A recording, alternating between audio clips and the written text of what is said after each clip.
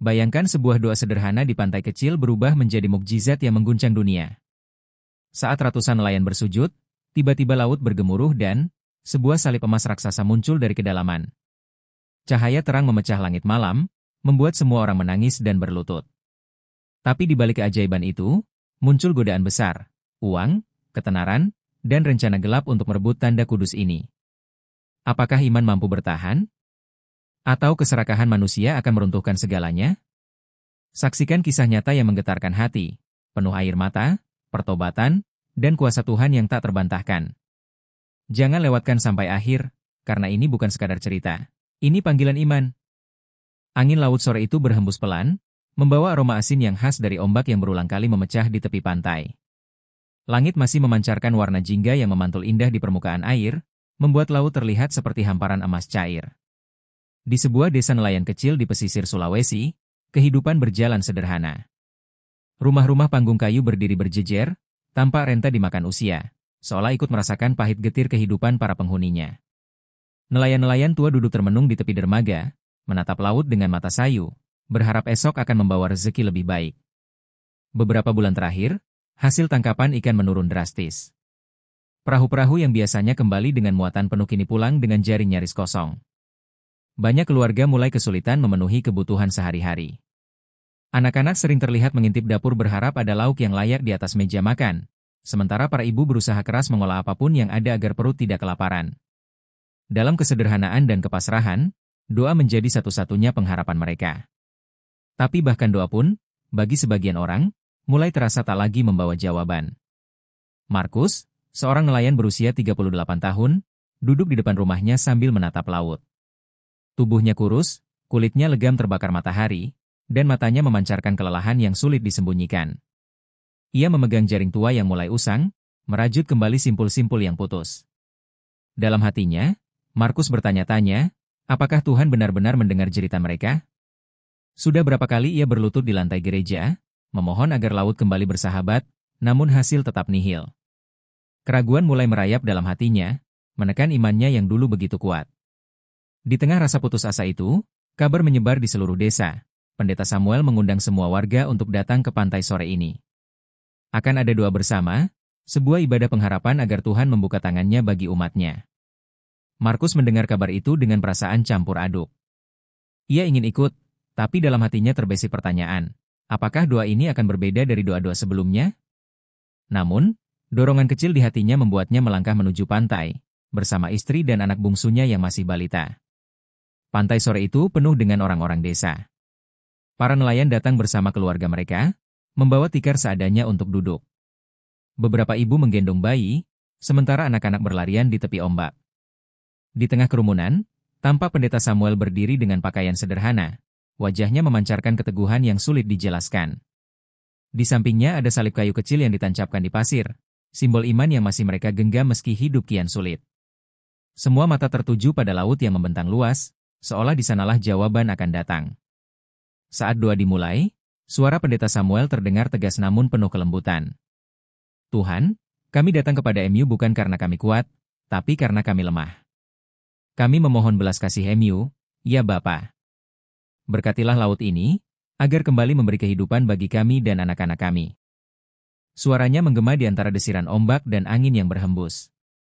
Beberapa orang mulai terisak, air mata jatuh tanpa bisa ditahan. Markus berdiri memejamkan mata, mencoba mengusir segala keraguan yang menghantuinya. Tapi di sudut hatinya, suara itu tetap berbisik, apakah ini akan mengubah segalanya? Langit di ufuk barat semakin memerah, menciptakan bayangan panjang di pasir pantai. Suasana doa semakin khusyuk.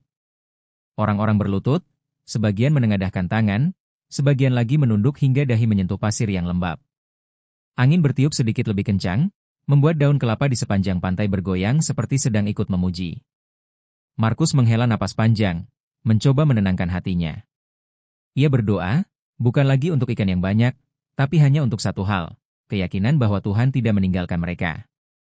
Pendeta Samuel kemudian mengajak semua orang menyanyikan lagu rohani sederhana. Suara mereka berpadu dengan debur ombak, menciptakan harmoni yang menenangkan. Di sela-sela nyanyian, Markus membuka mata dan memandang ke arah laut. Ombak tampak tenang, tidak ada tanda-tanda keanehan.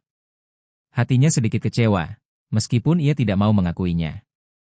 Mungkin ini hanya doa biasa, gumamnya dalam hati. Namun, ia tetap bertahan, karena sesuatu dalam dirinya menolak untuk pulang tanpa jawaban. Saat nyanyian usai, suasana hening kembali menyelimuti pantai. Hanya suara ombak dan hembusan angin yang terdengar. Semua orang menunduk, berdoa dalam hati masing-masing. Wajah-wajah penuh harap menatap pasir, seolah berharap jawaban Tuhan akan jatuh dari langit. Markus merasakan detak jantungnya berdentum lebih kencang tanpa alasan. Ada rasa aneh, seperti firasat bahwa sesuatu akan terjadi. Namun ia menepisnya, menganggap itu hanya perasaan kosong akibat kelelahan. Pendeta Samuel mengakhiri doa dengan kata-kata yang menembus hati. Kami percaya, Tuhan, Engkau mendengar. Kami menantikan jawaban MU, bukan dengan mata kami, tapi dengan iman kami. Kalimat itu menggema di telinga Markus, membuat dadanya bergetar. Ia menatap laut sekali lagi, dalam hati berkata, tunjukkan bahwa Engkau ada, Tuhan. Saat ia mengucapkan kata-kata itu, angin bertiup sedikit lebih kencang dari sebelumnya, membuat ombak beriak dengan pola aneh. Markus mengernyit, tidak tahu bahwa angin kecil itu adalah awal dari sesuatu yang akan mengubah sejarah desa nelayan ini untuk selamanya. Langit yang semula berwarna jingga mulai berubah perlahan. Awan gelap merayap dari ufuk, menutupi cahaya senja yang tadi begitu hangat. Ombak yang tadinya tenang mendadak beriak, menciptakan suara gemuruh yang membuat banyak orang saling pandang. Beberapa anak kecil yang masih bermain di tepi pantai berlari kembali ke pelukan ibu mereka. Pendeta Samuel menoleh ke laut, wajahnya tetap tenang, meskipun sorot matanya tampak waspada. Markus merasakan bulu kuduknya meremang, firasat aneh yang tadi ia rasakan kini semakin kuat. Angin berhembus lebih kencang, membawa aroma asin yang terasa lebih pekat dari sebelumnya. Suara desirnya seperti bisikan yang samar-samar, seolah ada yang berbicara melalui gelombang udara. Orang-orang mulai berbisik, sebagian bertanya-tanya apakah ini pertanda badai. Namun, sesuatu membuat mereka tetap terpaku di tempat. Ombak yang biasanya bergulung dengan ritme biasa kini tampak bergerak tak wajar, seperti berpusar di satu titik jauh di tengah laut.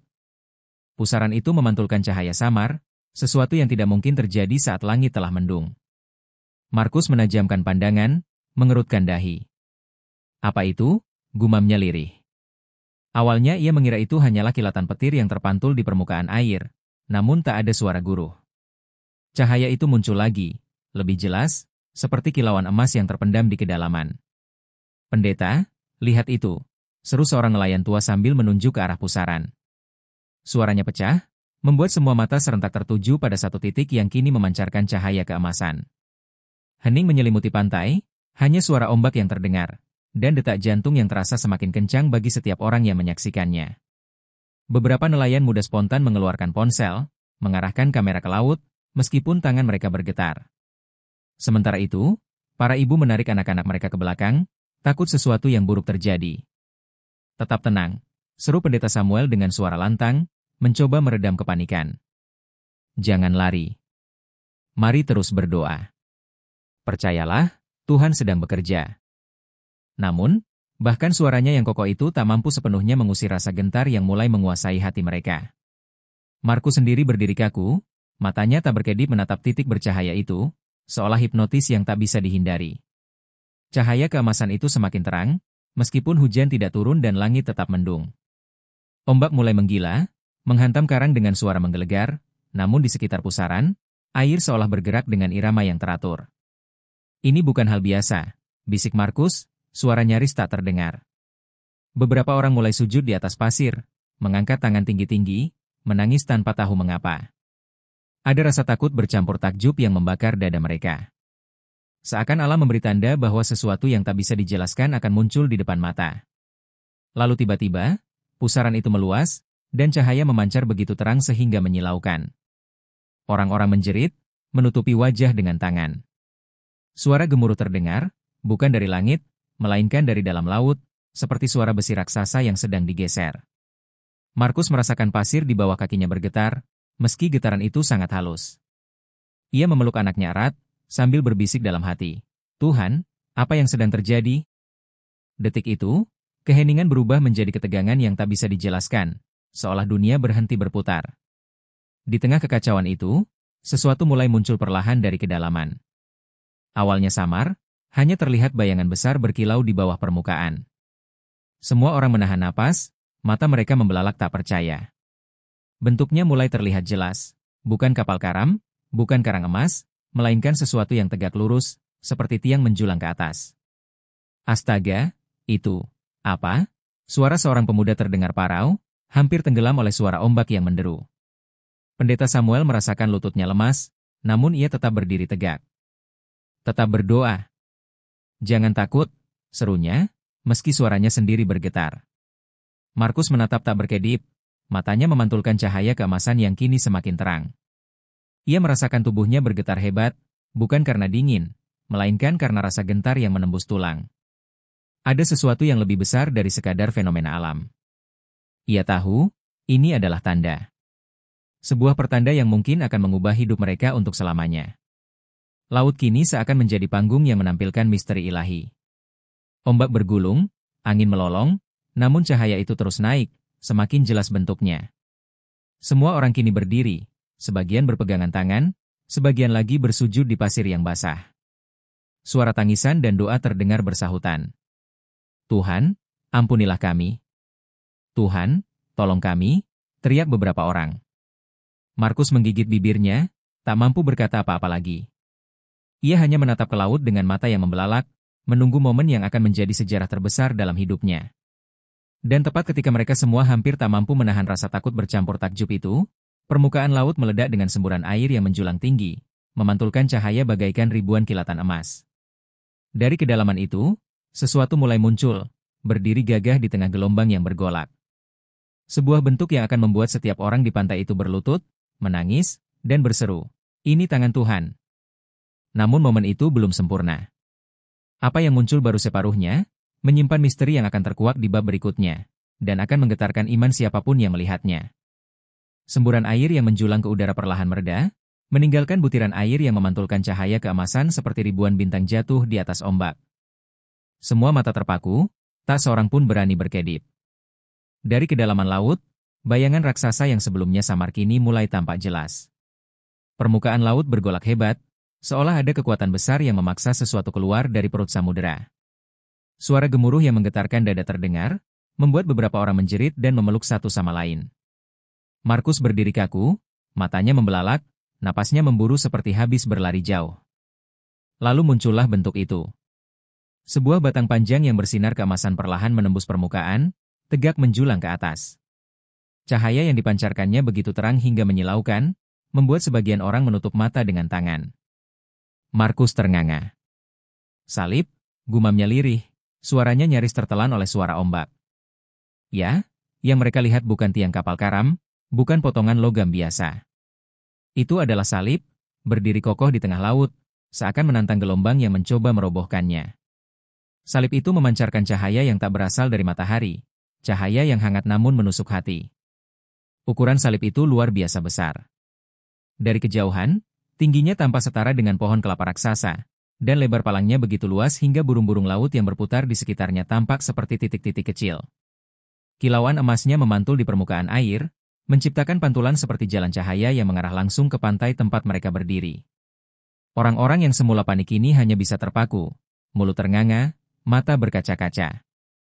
Ada yang langsung berlutut tanpa diperintah, air mata mengalir di pipi mereka tanpa mereka sadari. Pendeta Samuel berdiri dengan lutut gemetar, wajahnya basah oleh air mata.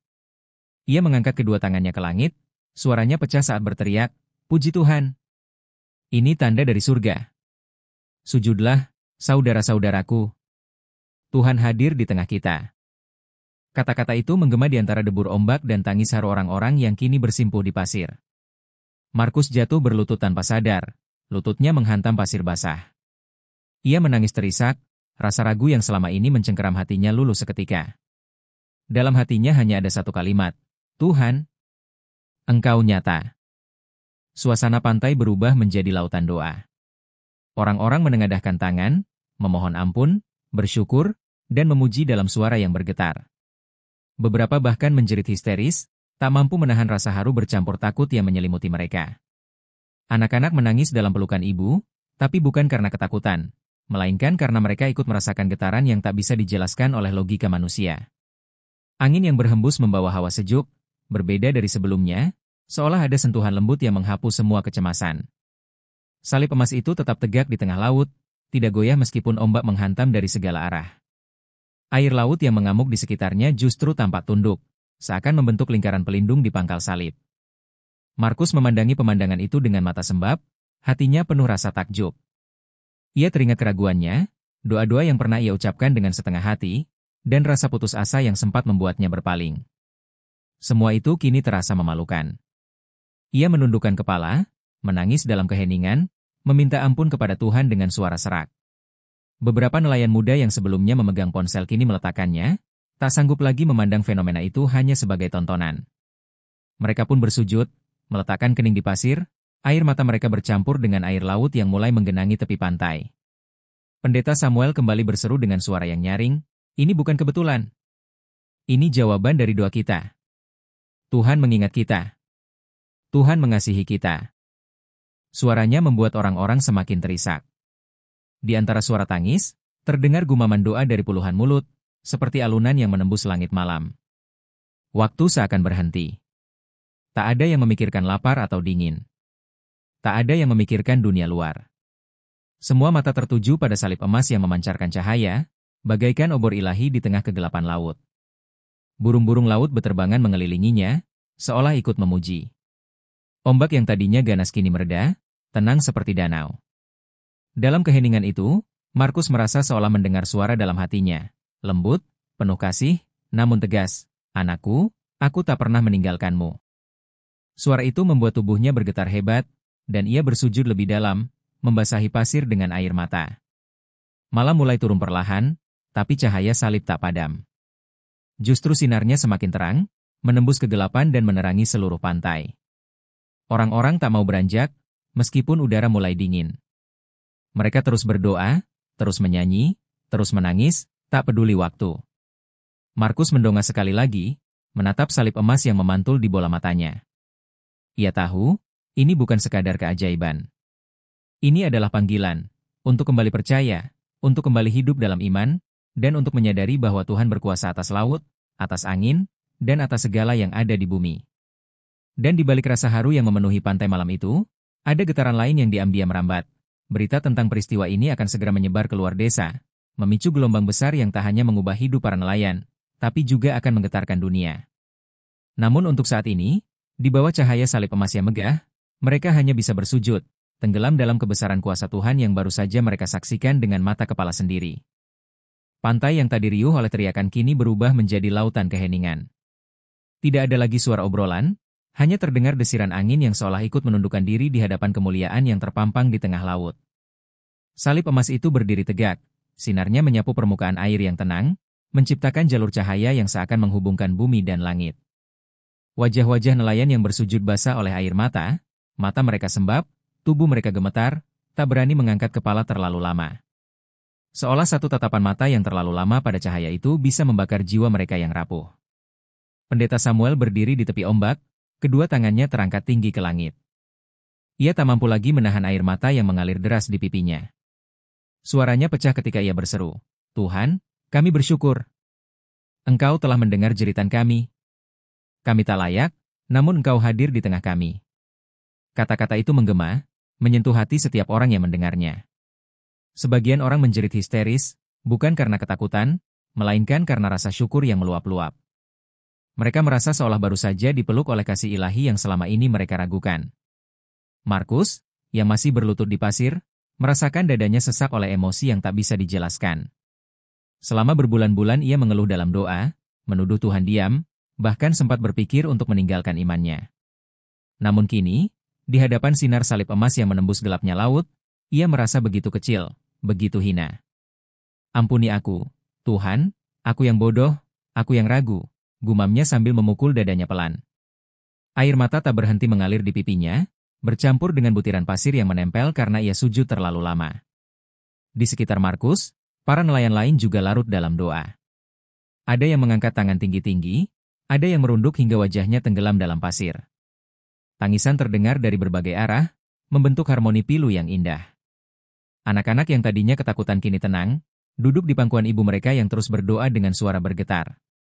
Suasana terasa begitu sakral, Seakan pantai kecil itu berubah menjadi altar besar di mana surga dan bumi bertemu.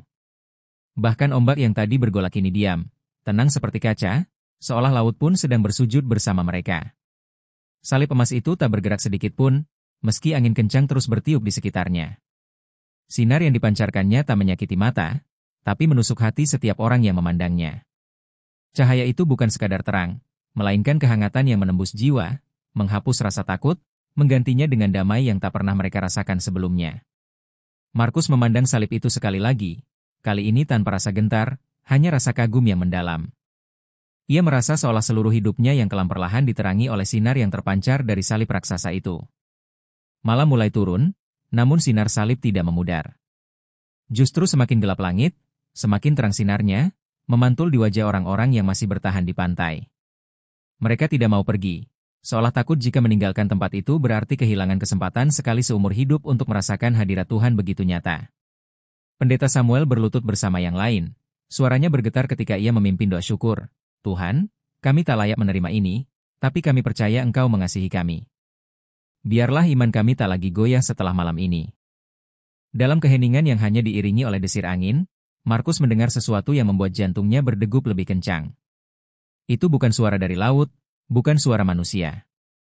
Itu suara yang terdengar langsung ke dalam hatinya, lembut tapi tegas. Anakku, aku tidak pernah pergi. Markus terisak, dadanya bergetar hebat. Ia tahu, itu bukan hayalan. Itu suara yang selama ini ia rindukan, suara yang menegur sekaligus memeluk. Ia mencengkram pasir kuat-kuat, membiarkan air mata jatuh tanpa henti. Tidak ada lagi keraguan, tidak ada lagi keluhan. Hanya iman yang tumbuh kembali, lebih kuat dari sebelumnya. Sebagian nelayan mencoba mendekat ke laut dengan perahu kecil, mungkin karena dorongan rasa penasaran yang terlalu besar. Namun setiap kali mereka mendekat, ombak tiba-tiba bergolak, memaksa mereka kembali ke tepi pantai. Seakan ada dinding tak terlihat yang melindungi salib itu dari sentuhan manusia. Ini bukan untuk dijamah, ini untuk disembah, bisik salah satu nelayan dengan suara bergetar. Semua orang mengangguk setuju, tak ada yang berani melanggar batas yang tampak tak kasat mata itu. Mereka sadar, mereka hanya manusia kecil di hadapan kuasa yang tak terukur. Waktu berjalan lambat. Bintang-bintang mulai bertaburan di langit, namun cahaya salib jauh lebih memukau dari kerlip jutaan bintang itu. Pantai dipenuhi orang yang berdoa tanpa henti. Suara pujian terdengar bersahutan, meski lirih, tapi penuh penghayatan. Markus memandang ke langit, kemudian ke laut, dan untuk pertama kalinya setelah sekian lama, ia merasa benar-benar bebas dari rasa takut akan esok. Ia tahu, jika Tuhan sanggup menegakkan salib emas di tengah samudera, maka Tuhan juga sanggup menopang hidupnya yang rapuh. Dengan hati yang dipenuhi damai, ia berbisik, "Aku percaya, Tuhan. Aku percaya." Dan malam itu, pantai kecil di Sulawesi menjadi saksi bisu keajaiban yang akan diceritakan lintas generasi. Namun mereka belum tahu, apa yang terjadi malam itu hanyalah awal dari sesuatu yang lebih besar. Cahaya salib yang memancar ke langit akan segera menarik perhatian dunia, mengundang jutaan mata untuk menyaksikan mukjizat yang tak bisa dijelaskan oleh sains. Tapi bagi Markus dan kawan-kawan, semua itu tak penting. Yang penting hanyalah satu, Tuhan nyata, dan mereka telah melihatnya bekerja dengan mata kepala sendiri. Pagi berikutnya, sinar salib emas masih memancar di tengah laut, meski langit cerah memantulkan cahaya matahari yang hangat. Penduduk desa yang semula kembali ke rumah untuk beristirahat, datang lagi ke pantai, membawa keluarga, bahkan tetangga. Mereka berdiri di tepi ombak, sebagian masih tertegun, sebagian lain melanjutkan doa dengan suara lirih. Markus duduk di pasir, menatap salib itu tanpa bosan, seolah matanya tak sanggup melepaskan pandangan dari cahaya yang mengubah hidupnya semalam. Ia tahu, ini bukan mimpi. Ia sudah mencubit pipinya berkali-kali, dan rasa sakitnya nyata. Begitu pula keajaiban ini. Namun keheningan rohani itu tak berlangsung lama. Dari sudut-sudut pantai, terdengar suara klik kamera dan notifikasi ponsel. Beberapa nelayan muda yang semalam mencoba merekam kini mengunggah video mereka ke media sosial. Dalam hitungan menit, rekaman salib emas yang berdiri di tengah laut itu menyebar ke grup WhatsApp, lalu merambat ke Facebook, Instagram, TikTok, hingga YouTube. Judul-judul video bertebaran, mukjizat di Laut Sulawesi. Salib emas muncul saat doa bersama.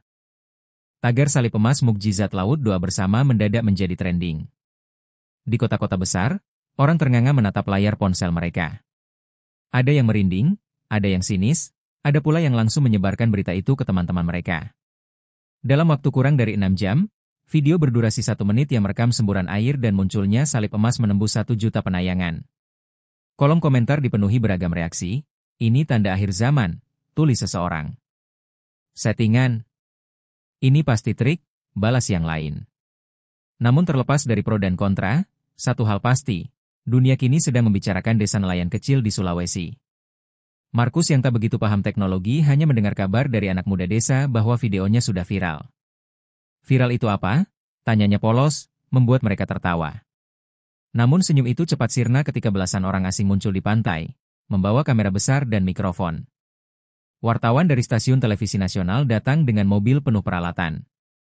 Mereka mewawancarai pendeta Samuel yang duduk di tepi ombak. Dengan suara bergetar, pendeta itu berkata, "Ini bukan kebetulan. Ini jawaban doa kami. Tidak ada yang bisa menjelaskan, kecuali tangan Tuhan yang bekerja." Liputan berita menyebar lebih cepat daripada gelombang ombak. Judul-judul besar muncul di layar kaca, fenomena salib emas gegerkan dunia.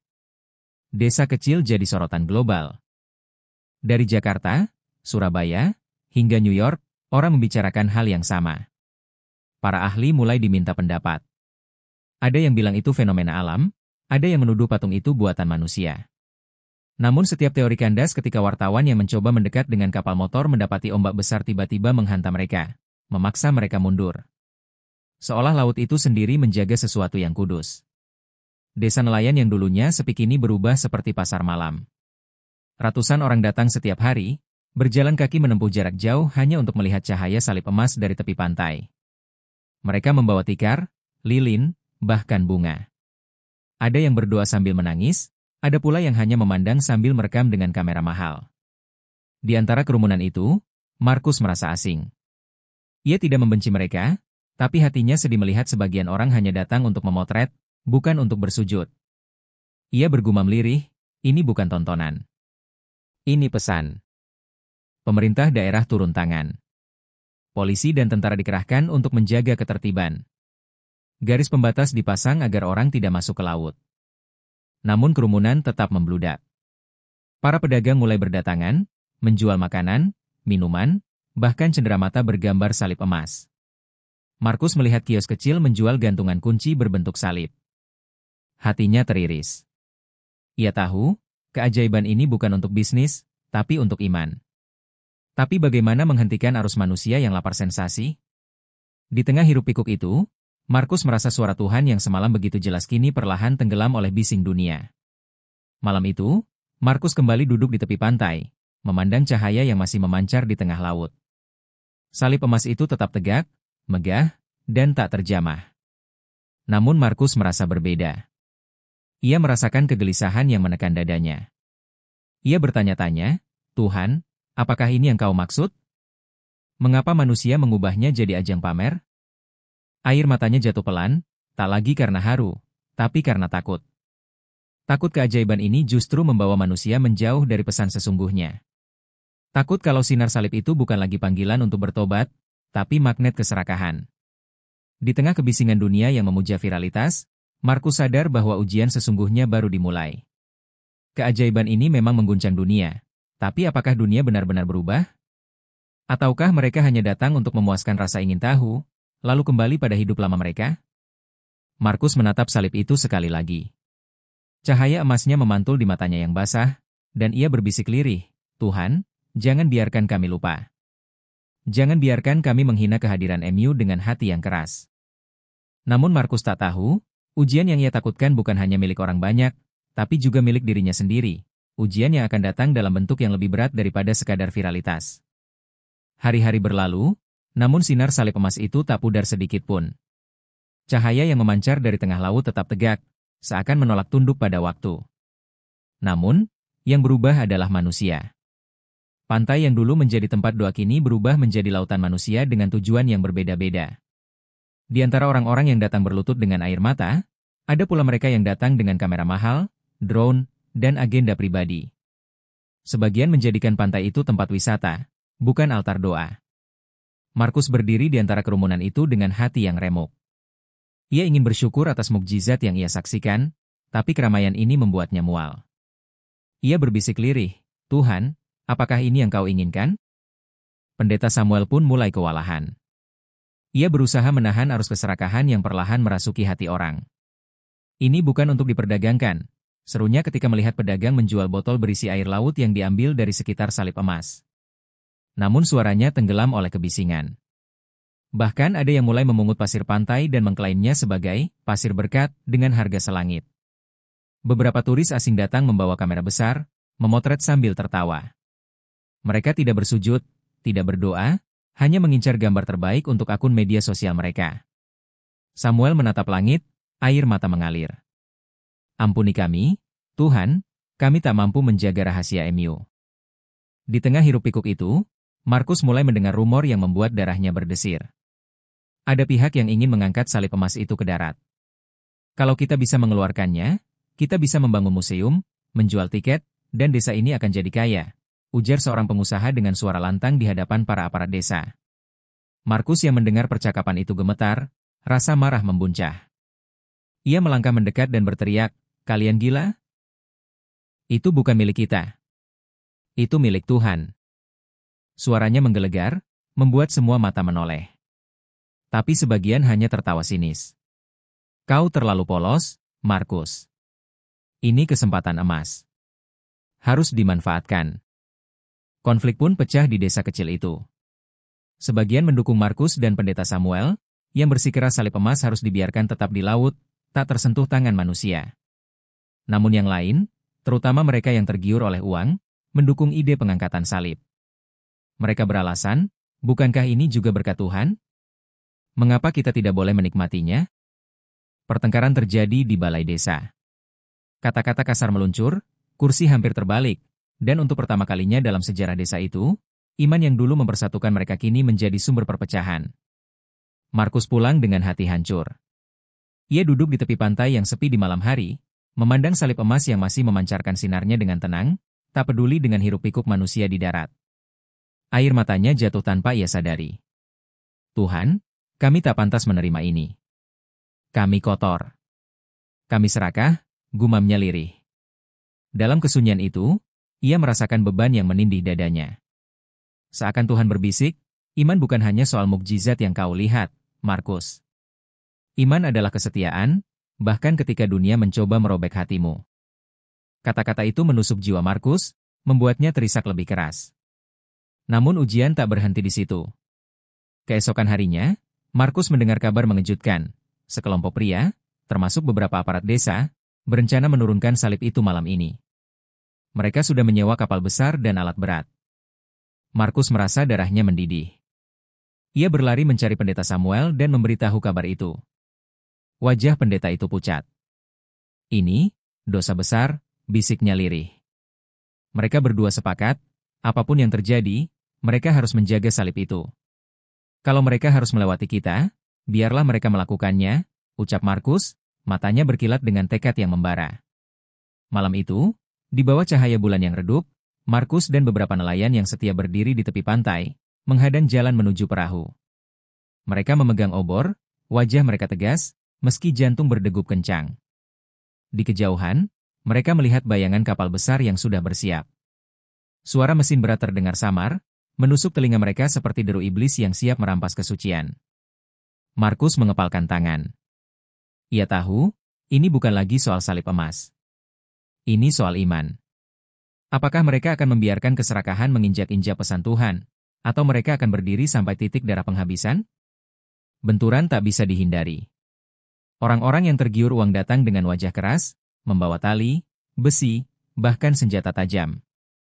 "Minggir!" teriak mereka. Markus berdiri tegak, tubuhnya menjadi benteng terakhir. "Kalian tak akan menyentuhnya," suaranya menggema, menusuk malam yang tegang. Pertengkaran pecah, suara makian bersahut-sahutan. Sebagian mulai mendorong, sebagian lagi mengangkat tangan, siap menghantam. Pendeta Samuel melangkah maju, mengangkat salib kayu kecil yang ia bawa, dan berseru, "Berhenti! Ini rumah Tuhan. Jangan kotori tangan kalian." Tapi kata-kata itu hanya menyulut amarah yang sudah membara. Tepat ketika bentrokan akan pecah menjadi darah, tiba-tiba laut yang tenang bergemuruh hebat. Angin bertiup kencang, membuat obor padam seketika. Ombak raksasa muncul dari tengah laut, bukan untuk menghantam pantai, tapi untuk membentuk dinding air yang menjulang tinggi di sekitar salib emas. Kilatan cahaya memancar lebih terang dari sebelumnya, menyilaukan mata semua orang. Mereka jatuh tersungkur, wajah mereka mencium pasir, tubuh mereka gemetar hebat. Suara gemuruh menggetarkan bumi, lalu terdengar suara yang tak berasal dari manusia. "Berhentilah!" Kata itu menggetarkan jiwa, menusuk hati mereka yang keras, membuat semua terdiam dalam ketakutan. Dan di tengah badai cahaya itu, Markus merasakan tubuhnya terangkat oleh kekuatan yang tak terlihat, lalu jatuh bersujud bersama yang lain. Ia menangis, bukan karena takut pada ombak, tapi karena sadar, Tuhan sendiri yang turun tangan untuk menjaga kesucian tanda ini. Mereka semua membeku dalam ketakutan yang suci, menunggu apa yang akan terjadi selanjutnya. Dan dalam keheningan yang mendadak datang setelah gemuruh itu, Markus tahu, malam ini iman mereka diuji, dan besok, dunia akan tahu siapa yang menang. Malam itu berubah menjadi malam yang tak akan pernah dilupakan oleh siapapun yang ada di pantai. Setelah suara dahsyat menggema, laut yang semula bergolak kini kembali tenang. Ombak yang menjulang tinggi menghilang seolah tak pernah ada, meninggalkan salib emas yang berdiri tegak dengan sinar yang semakin lembut, namun tetap memukau. Angin berhenti bertiup, udara yang semula mencekam kini dipenuhi kedamaian yang sulit dijelaskan. Semua orang berlutut di pasir, wajah mereka menunduk dalam-dalam, tubuh mereka gemetar bukan karena dingin, melainkan karena rasa takut yang bercampur dengan kesadaran. Mereka baru saja mendengar suara Tuhan. Markus merasakan tubuhnya lemas, seolah seluruh tenaga disedot keluar. Namun hatinya justru terasa ringan. Ia menangis, kali ini bukan karena marah atau takut, tetapi karena syukur yang meluap-luap. "Tuhan, terima kasih karena Engkau masih mengasihi kami," bisiknya lirih. Di sekitarnya, orang-orang yang sebelumnya hendak merampas salib emas kini terkulai di pasir, menangis lebih keras daripada siapapun. Tangan mereka yang tadi memegang tali kini gemetar hebat, seakan sadar betapa besar dosa yang hampir mereka lakukan. Tidak ada yang berbicara, hanya suara tangis dan doa yang terdengar, membentuk harmoni yang mengguncang langit. Pendeta Samuel berdiri perlahan, lututnya masih lemah. Ia memandang ke langit yang kini penuh bintang, lalu menatap salib emas yang bersinar seperti obor ilahi. Dengan suara bergetar, ia berkata, "Saudara-saudaraku, kita telah menyakiti hati Tuhan, tetapi Dia masih mengasihi kita. Malam ini, kita lihat sendiri kuasanya. Mari kita bertobat, sungguh-sungguh bertobat." Kata-kata itu menembus hati setiap orang yang mendengarnya.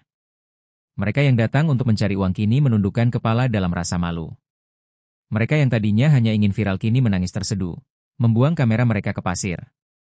Markus bangkit dengan langkah gontai. Ia mendekati orang-orang yang tadi menjadi lawannya, menatap mereka dengan mata yang masih basah. Tidak ada amarah dalam sorot matanya, hanya kasih yang lahir dari kesadaran bahwa mereka semua hanyalah manusia lemah. "Saudaraku, mari kita tinggalkan niat buruk ini," katanya lirih.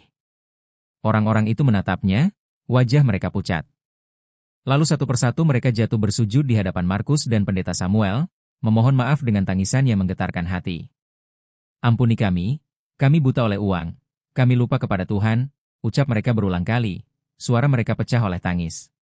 Tiba-tiba, suara pujian terdengar pelan dari bibir pendeta Samuel. Lagu sederhana yang mereka nyanyikan pada malam pertama doa bersama, kini kembali berkumandang. Markus ikut bernyanyi, diikuti oleh semua orang di pantai. Suara mereka serak, patah-patah karena tangis, namun justru itulah yang membuat nyanyian itu terdengar paling indah. Laut yang tenang memantulkan suara mereka, seolah ikut memuji Sang Pencipta. Burung-burung laut yang melintas di langit malam seakan menari mengikuti irama pujian itu. Suasana berubah dari mencekam menjadi penuh haru, dan pantai kecil itu kini benar-benar menjadi rumah Tuhan. Seiring nyanyian yang terus mengalun, sinar salib emas mulai berubah. Tidak lagi memancar terang menyilaukan, tetapi menjadi cahaya lembut yang menyelimuti seluruh pantai. Markus merasakan hangatnya sinar itu menyentuh kulitnya, seperti pelukan seorang ayah yang lama ia rindukan. Ia menengadah, menatap salib itu dengan mata yang basah. Dalam hatinya ia mendengar suara yang sama seperti sebelumnya, lembut dan penuh kasih. "Anakku, jagalah imanmu, karena dunia akan mencoba merampasnya lagi." Markus menunduk, mengangguk pelan. Ia tahu, ini bukan akhir dari perjalanan, melainkan awal dari panggilan hidup yang lebih besar. Tak lama kemudian, cahaya salib yang semula menyinari langit perlahan meredup. Namun, ia tidak hilang sepenuhnya. Salib itu tetap berdiri, kokoh di tengah laut, seakan menjadi penanda bahwa mukjizat ini bukan mimpi. Orang-orang menatapnya dengan perasaan campur aduk, haru, takut, dan kagum. Biarlah ia tetap di sana, ucap Pendeta Samuel dengan suara tegas. Tidak untuk disentuh, tidak untuk dimiliki, tapi untuk mengingatkan kita bahwa Tuhan nyata. Semua orang mengangguk setuju, air mata masih menetes di pipi mereka. Tidak ada yang berani mendekat lagi. Mereka tahu, ini bukan sekadar benda, ini adalah pesan dari langit. Hari-hari berikutnya, desa itu berubah, tapi tidak seperti yang dibayangkan para pengusaha serakah. Mereka yang tadinya tergoda oleh uang kini bekerja bersama menjaga pantai agar tetap bersih dan suci. Tidak ada lagi yang menjual pasir atau air laut. Tidak ada lagi yang berdebat soal uang. Sebaliknya, mereka mendirikan tenda doa, mengadakan ibadah setiap malam, dan hidup dalam persaudaraan yang tulus. Markus menjadi sosok yang disegani, bukan karena kekayaan, tetapi karena imannya yang teguh. Ia sering duduk di tepi pantai, menatap salib emas, dan setiap kali ia melakukannya, ia teringat satu hal, Tuhan selalu ada, bahkan ketika manusia berpaling. Mukjizat ini akhirnya terdengar di seluruh dunia, tapi bukan lagi sebagai sensasi kosong. Kisah pertobatan desa kecil ini menjadi berita yang menyentuh hati jutaan orang. Banyak yang datang bukan untuk memotret, tapi untuk berlutut dan berdoa. Pantai itu kini bukan objek wisata, melainkan altar doa yang hidup. Salib emas tetap berdiri, sinarnya sesekali memancar lebih terang setiap kali ada nyanyian pujian yang tulus menggema di udara. Markus memandang ke cakrawala, merasakan angin laut menyentuh wajahnya, dan ia tahu, hidupnya, desanya, dan mungkin dunia, tidak akan pernah sama lagi. Di bawah sinar bulan yang lembut, Markus menutup matanya dan berdoa, Tuhan, terima kasih karena Engkau mengizinkan aku melihat kemuliaan MU. Biarlah salib ini bukan sekadar tanda, tapi menjadi nyala iman bagi generasi kami. Ombak berdesir pelan, seolah mengamini doanya. Dan malam itu, di pantai kecil Sulawesi, dunia kembali diingatkan bahwa mukjizat bukanlah cerita dongeng, melainkan kenyataan yang lahir ketika manusia berlutut dalam doa dan menyerahkan hatinya sepenuhnya kepada Tuhan. Di sebuah desa nelayan kecil, doa bersama yang dipanjatkan dengan hati penuh harap melahirkan mukjizat yang mengguncang dunia. Sebuah salib emas raksasa muncul dari lautan, memancarkan cahaya ilahi yang menggetarkan jiwa. Keajaiban ini mengubah pantai menjadi altar doa, namun juga memicu gelombang keserakahan, perdebatan, dan godaan manusia yang haus uang. Markus, seorang nelayan yang semula ragu, menjadi saksi sekaligus penjaga iman ketika rencana jahat hendak menodai tanda kudus itu. Dalam momen paling mencekam, kuasa Tuhan turun dengan dahsyat, mematahkan kesombongan manusia dan menuntun mereka pada pertobatan yang tulus. Salib emas tetap tegak di laut, bukan sebagai hiasan, melainkan sebagai pengingat abadi bahwa Tuhan nyata, mukjizat hidup, dan iman yang kokoh mampu mengalahkan gelapnya hati manusia.